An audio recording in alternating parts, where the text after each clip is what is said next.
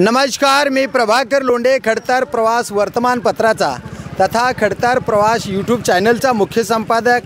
आज आपण ground report घेण्यासाठी वार्ड क्रमांक 15 या वार्ड क्रमांकमध्ये आलात। तर या वार्डामध्ये लोकांचं मत काय आणि या वार्डामध्ये किमान 20 माणसं निवडणुकीला उभा आहेत, 20, आणि ही SC कॅटेगरीमधला वार्ड आहे। आता 20 जणांमध्ये किती फॉर्म राहतात हे माहीत नाही, किती लोक पैसे घेऊन फॉर्म महागारी काढणार आहेत हे बी माहीत नाही, किती लोक टिकणार आहेत, किती लोक शेवटपर्यंत निवडणूक लढणार आहेत हे माहीत नाही। सगळा धंदा झाला आहे, धंदा पैसे काढण्याचा धंदा। 20 माणसामध्ये 2च माणसं निवडणूक लढतील अधिकृत पक्षाचे, आणि बाकीचे अपेक्षा असणारे 1-2 लढतील, म्हणजे 4-5 उमेदवार राहतील। तर 15 लोक फॉर्म भरणार आहेत, म्हणजे 15 लोक मालामाल होणार आहेत, पैसे घेणार आहेत, मतदाराच्या नावावर पैसे घेणार, फॉर्म महागारी काढणार, मालामाल होणार। ज्याच्या दारामध्ये कोंबडी घेण्याची अवकात नव्हती त्याच्या दारामध्ये आता 25 लाखाची गाडी उभारणार आहे, 25 लाखाची महाडी उभारणार आहे, आणि 10-15 हजार रुपयाची आपल्या बायकोला साडी मिळणार आहे। असे आता उमेदवार निवडणूक लढवणार आहेत। आणि ती निवडणूक लढवणारे उमेदवार खरे वार्डातल्या लोकांचं कल्याण करणार आहेत का, प्रभागातल्या लोकांचं कल्याण करणार आहेत का, हे आपण जनतेकडून जाणून घेणार आहोत। आणि मागील 5 वर्षामध्ये असणारे विद्यमान माणसं हे रोड बनवलेत। हे गेल्या वर्षी या रोडला मी आलो तो रोड नव्हता, पण या 5-6 महिन्यामध्ये आता आलो तो रोड बांधला बी आणि उकडून गेला बी।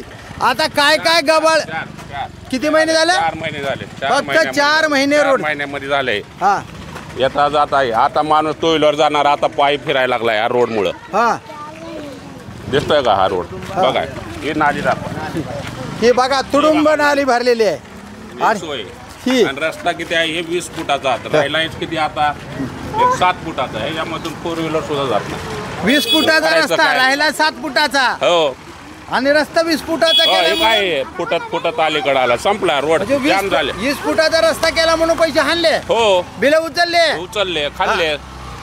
आम्हाला काय त्याचा उपयोग? काहीच नाही झालेला। आम्ही जनतेचं कल्याण केलं म्हणते, कशाला केलंय? अहो रोडचा टवका सुद्धा निघाला नाही। बघा की हो काय, दाखवा जरा इकडे, हो का, बघा ही रोड सरकार आहे बाळा, तू दाखवा जरा इकडे घ्या कॅमेरा, हो काय, हे मातीचा ढिगारा, हे खाल्लेले नाली, आणखीन तसंच आहे। हे बघा, तुला काय वाटते बाबा? काय वाटत नाही मला। हा, काय वाटत नाही? वाटतं की लाईट आहे, फिट नाही गल्लीत, लाईट नाही, गलीत लाईट नाही, रोड आहे नाही, रोड बी नाही, काहीच नाही। आज कंप्लीट 3 महिने झालं, असला सोन्यासारखा सण होऊन गेला दिवाळी। सगळ्याच्या दारात समोर प्रकाश असतोय। आमच्या दारामध्ये त्या भागात कमीत कमी 6 पोल आहेत, त्या 6 पोलवरची एकही लाईट नाही। आता हे माझ्या हातात काय आहे? मी त्यासाठीच आता आलेलो होतो। लाईनमॅन आहेत का तुम्ही? लाईनमॅन आहेत का? काहीतरी आमचं लोकांचा उजेड आहे, अंधार लाईनमॅन नसताना गोरगरिबाची सेवा करण्यासाठी इथं लाईट लावा। हो, मग वायरमन का आला नाही इथं? आता त्यांना कळायला पाहिजे ना, आता नगरसेवक जी होते ना पूर्वीचे, बघा तिकडे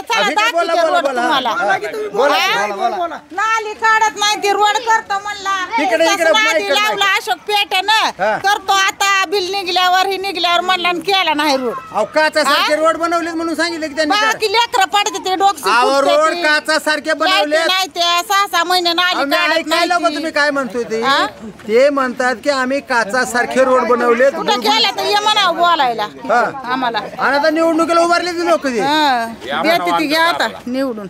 काय माय कसं आहे?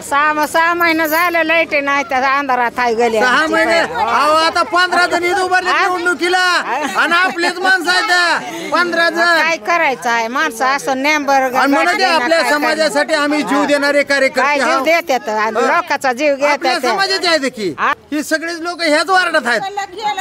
काय नाही उपयोग। मग मिळते का नाही मग आता तिकीट कुणाला? निवडणूक कुणाला काय बाबा, कुणाला निवडून द्या? कोणा जो आमच्या समस्या दूर करेल त्यालाच आम्ही निवडून द्या। आम्ही खट्टा असं मनानं एक निश्चय केलेला। काय नाव आहे तुमचं? मी नवनाथ रमेश डोंगरे. डोंगरे. जे माणसं तुमचा विकास करणार आहेत त्यालाच आम्ही निवडून द्या. मग आता विकास करणार ही तुमचा विश्वास कसा बसणार आहे त्या माणसावर? गेल्या उमेदवारानं असा विश्वास देऊन त्यांनी हे वार्डामध्ये असलं वाटोळं केलं म्हणाला. नाल्या नाहीत, रोड नाही, रस्ते नाहीत, लाईट नाही. मग आता पुढचा माणूस त्याचा अनुभव आता आम्हाला आला की आता कोण करतंय कोण नाही ते आम्हाला समजतं की माणूस कोणचा आहे, कसा आहे, का आहे, काम करू शकतंय का नाही, हे जरा थोडं आम्हाला बी नॉलेज आलंय आता. बर बर बर बर. म्हणजे अभ्यास झालाय तुमचा? अभ्यास झाला आता, म्हणजे चांगलाच चालाक अभ्यास माणसं झाला. ओळखीले तुम्ही. चाला कोण आहे, कसा आहे, कोण म्हणजे चोरट चरायले आणि खरं मारायले हे तुम्हाला असं कळाले. झालं. हे धंदा आहे झाला ना? असं झालंय तर आता. बघा कसं आहे, ती चोरट चरायले आणि खरं मारायले अशी परिस्थिती आहे.